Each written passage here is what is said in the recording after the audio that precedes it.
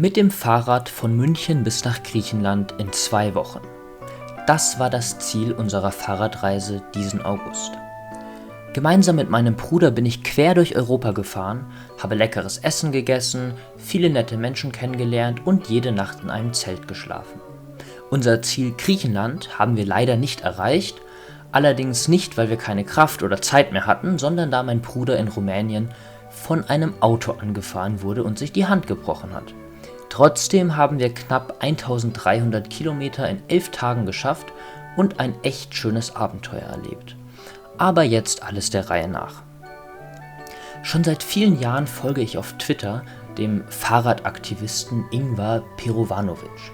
2024 ist er mit dem Fahrrad von Freiburg bis zur Klimakonferenz nach Aserbaidschan gefahren. Insgesamt waren das über 5000 Kilometer, für die er ca. 110 Tage gebraucht hat. Über diese Reise hat er eine sehr empfehlenswerte und inspirierende Reportage produziert, die ihr auch hier in der Videobeschreibung verlinkt findet. Inspirierend nenne ich diesen Film deshalb, weil er mich dazu gebracht hat, auch eine größere Radreise anzugehen.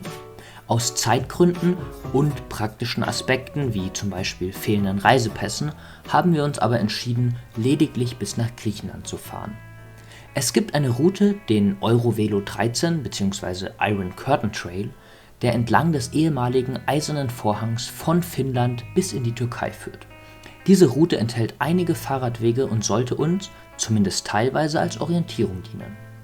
Dieser kleine Film hier soll euch einen kleinen Einblick in unsere Reise geben.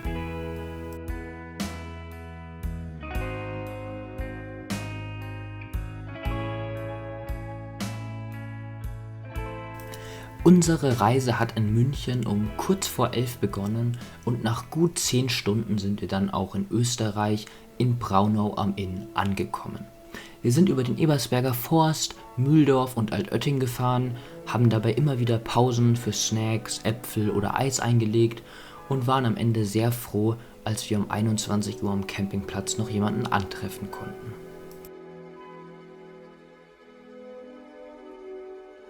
An Tag 2 ging es bis nach Linz.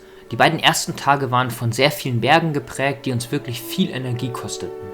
Wir hatten pro Person knapp 4 Liter Wasser dabei, aber bei dieser Anstrengung in der Mittagshitze war das wirklich sehr schnell aufgebraucht. Glücklicherweise gab es immer wieder nette Menschen, bei denen wir unser Wasser auffüllen durften. Direkt nach unserem Start vom Campingplatz hatte das Hinterrad meines Bruders einen Platten. Wir dachten erst, dass wir es behoben hätten, aber nach wenigen Kilometern, mitten in einem Dorf mit 4 Häusern, ging es dann gar nicht mehr weiter. In der Mittagshitze haben wir dann mehrere Versuche gebraucht, um den Schlauch zu flicken und konnten glücklicherweise bei einem Einwohner unsere Hände waschen.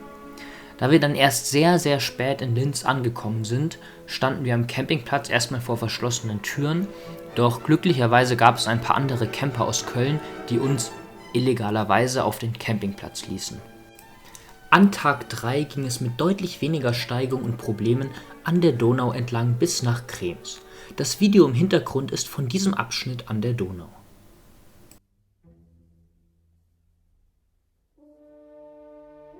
Am 4. Tag hatten wir die kürzeste Etappe der Reise vor uns, von Krems bis nach Wien.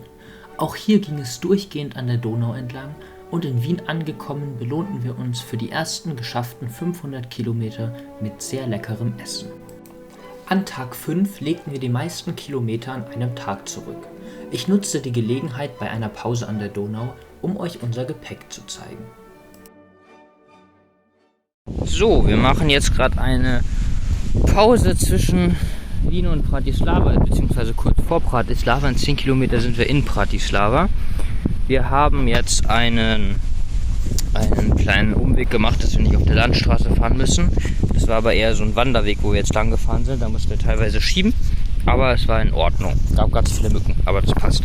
Ich dachte, ich zeige euch mal unsere Ausrüstung und wie wir unsere Fahrräder bepackt haben.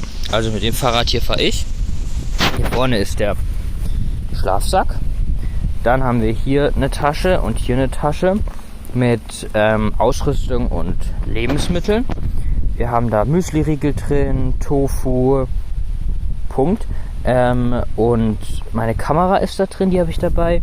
Hier haben wir Wasser drin. Und darunter ist Ausrüstung, Campingkocher, Bärenspray, Besteck, dies, das. Hier ist Fahrradsach drin, alles mögliche vom Flicken, Ersatzschlauch, Werkzeug. Hier hinten haben wir das war das Wasser, haben wir in der Tasche unsere Geldbeutel, Regenponchos, Erste-Hilfe-Set, sowas. Wir haben aber auch noch mal ein Erste-Hilfe-Set tatsächlich am Sattel dran. Hier oben drauf ist nochmal ein Schlafsack und meine Kniebandage, die ich bisher noch nicht so angehabt habe, weil ich finde, die bringt nicht so viel beim Fahrradfahren.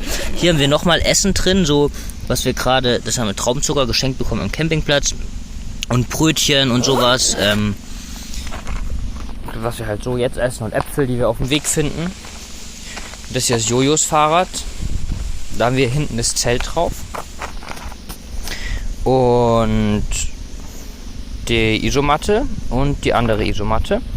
Und dann die beiden Taschen, da ist Kleidung drin, Sonnencreme, Shampoo, Handtücher, all sowas. Genau, wir haben auch noch einen kleinen Lautsprecher dabei für unterwegs, um Musik zu hören. Ja, das ist unsere Ausrüstung, und das Tolle an meinem Fahrrad ist, dass, wenn ich trete, über den Dynamo Strom erzeugt, und damit kann ich mein Handy laden, was dann normalerweise hier drin ist und ich als Navi verwende und damit fast keinen Strom verbrauche. Das ist eigentlich sehr schön. Genau, und das ist unsere Aussicht aktuell. Und wenn es ein bisschen abgekühlt ist, fahren wir weiter nach Bratislava. Nach einer Stärkung in Bratislava sind wir weiter am Donauradweg durch die Slowakei gefahren und haben dabei Luca kennengelernt. Er ist mit dem Fahrrad nördlich von Augsburg losgefahren mit dem Ziel Budapest. Dorthin begleitete er uns ab jetzt auch. Er gab uns einen großen Motivationsschub, sodass wir gemeinsam im gegenseitigen Windschatten Rekordtempi aufgestellt haben. Auf einem sehr schönen Campingplatz zelteten wir gemeinsam und an Tag 6 ging es dann gemeinsam bis nach Budapest. Da es mittags mit 36 Grad wirklich sehr heiß war, machten wir eine ausgiebige Pause mit vielen kühlen Getränken in einer kleinen Stadt. Als wir dann in Budapest angekommen sind, haben wir uns von Luca getrennt.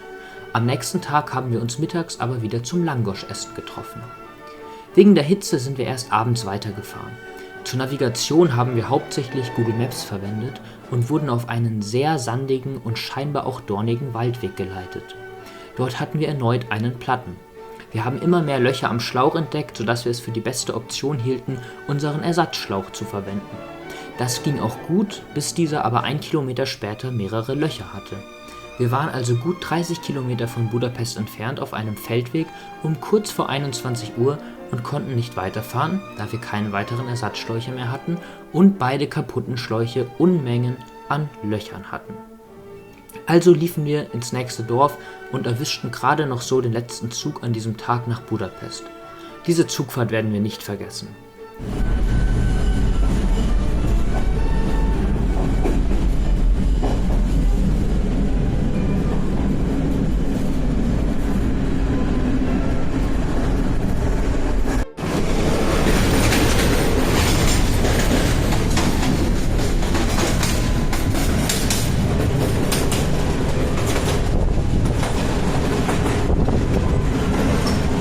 Da wir das Fahrrad keine weiten Strecken schieben wollten, um die Felge zu schonen, haben wir uns in Budapest den Reifen genauer angeschaut. Mit Lukas Hilfe haben wir am Hauptbahnhof etliche Dornen aus dem Radmantel entfernt. Scheinbar waren diese das Problem für die Platten. Nach dem Entfernen der Dornen haben wir dann Jojos Fahrrad am Hauptbahnhof abgestellt und sind mit meinem Fahrrad und allem Gepäck zurück zum Campingplatz gelaufen, wo wir dann um 3 Uhr nachts ankamen. An Tag 8 haben wir dann neue Schläuche gekauft und eine bessere Route rausgesucht. Da es wieder sehr heiß war, sind wir erneut erst am Nachmittag losgefahren. Wir fahren zig Kilometer, ohne einen einzigen Menschen zu sehen. Selbst die Städte, die wir durchqueren, wirken verlassen und geisterhaft. Um 23 Uhr kommen wir dann an einem riesigen und sehr leeren Campingplatz an. Lustigerweise kamen von den 3 anderen Campergruppen auf dem Campingplatz eine aus München. Hier ein kleiner Einblick vom Campingplatz. Wir sind mitten in Ungarn. Gestern sind wir das zweite Mal aus Budapest losgefahren. Am Abend und am Nachmittag. Und dann wurde es relativ schnell dunkel und es war alles sehr leer. Die Städte in Ungarn und die Straßen, es ging einfach nur die ganze Zeit 100 Kilometer geradeaus. Und es gab viele Streunerhunde. Das waren hier im Campingplatz. Und hier ist es auch sehr leer gewesen. Und gegenüber ist ein großer See, da war gestern noch Party. Und die haben ganz laut Musik gespielt. Aber wir konnten trotzdem schlafen. Und jetzt geht's weiter Richtung Serbien. In Szeged, einer Großstadt im Süden Ungarns, kurz vor der Grenze zu Serbien und Rumänien, haben wir den nächsten Campingplatz erreicht. Der Weg dorthin war in Ordnung, wir müssen in Ungarn zwar auf Autostraßen fahren, aber hier war wirklich überhaupt nichts los. Der Campingplatz lag direkt an einem Fluss und in der Stadt haben wir lecker gegessen. Die Kellnerin in der Eisdiele kam tatsächlich auch aus München. Egal wo wir waren, wir haben überall Münchner getroffen. Der 10. Tag begann direkt mit einem Platten an Jojos Fahrrad am Campingplatz.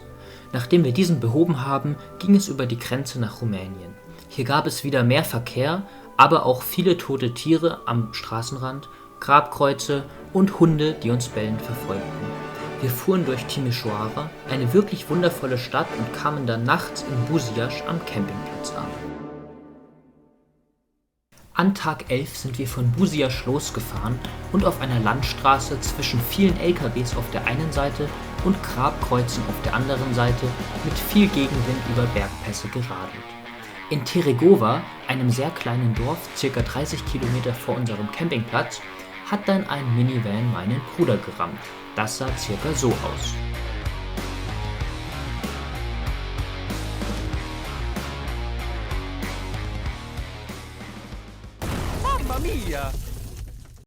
Anschließend kamen Polizei und Krankenwagen, mein Bruder hatte Verletzungen an beiden Händen und Beinen sowie an der Hüfte. Da wir nun nicht mehr weiterfahren konnten und es in diesem Dorf weder Busse, Züge noch Hotels gab, waren wir etwas aufgeschmissen. Ein Polizist hielt einen Lieferwagen an und fragte den Fahrer, ob er uns inklusive Fahrräder mitnehmen könne. Der Mann war Tomatenlieferant und auf seinem Nachhauseweg. Daher hatte er hinten viel Platz und konnte uns sogar bis in die nächste Großstadt, die 150 Kilometer entfernt war, mitnehmen. Auf dem Weg haben wir ein Zimmer gebucht, in das wir dann auch glücklicherweise einchecken konnten. Dort blieben wir insgesamt 5 Tage. Mein Bruder ging ins Krankenhaus, wurde geröntgt und er hatte einen Bruch am linken Daumenknochen und ein paar Schürfwunden. Jetzt muss er 8 Wochen lang einen Gips tragen und schließlich sind wir dann mit einem Zug von Craiova über Budapest bis nach München mit unseren Fahrrädern gefahren. Diese Zugreise hat fast 24 Stunden gedauert, aber war in Ordnung. Insgesamt war die Reise wirklich ein tolles Abenteuer. Wir haben viele nette Leute kennengelernt und sehr schöne Landschaften gesehen. Die Fahrradwege waren bis Budapest auch ziemlich in Ordnung, aber danach war es wirklich, vor allem ab Rumänien, nicht mehr schön. Wir hatten Glück, dass uns nicht mehr passiert ist, aber jetzt habe ich noch mehr Drang und Wille in mir, Fahrradwege und öffentliche Verkehrsmittel europaweit auszubauen, wenn ich mal Politiker sein werde. Vielen Dank euch fürs Zuschauen und vielen Dank an alle lieben Leute, die wir kennengelernt haben und die uns geholfen haben.